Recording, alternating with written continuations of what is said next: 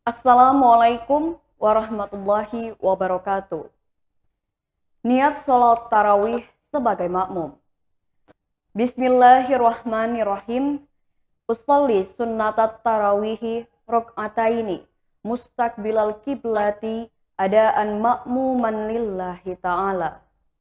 Yang artinya, aku menyengaja sembahyang sunnah tarawih 2 rakaat dengan menghadap kiblat tunai sebagai makmum karena Allah Subhanahu wa Ta'ala.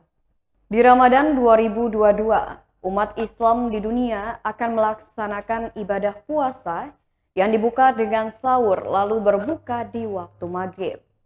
Selain itu, kaum muslim juga akan melaksanakan ibadah sholat tarawih yang hanya ada di bulan puasa. Meski sholat tarawih adalah sunnah, namun salat ini sangat dianjurkan untuk dilakukan karena memiliki keutamaan yang baik. Wassalamualaikum warahmatullahi wabarakatuh.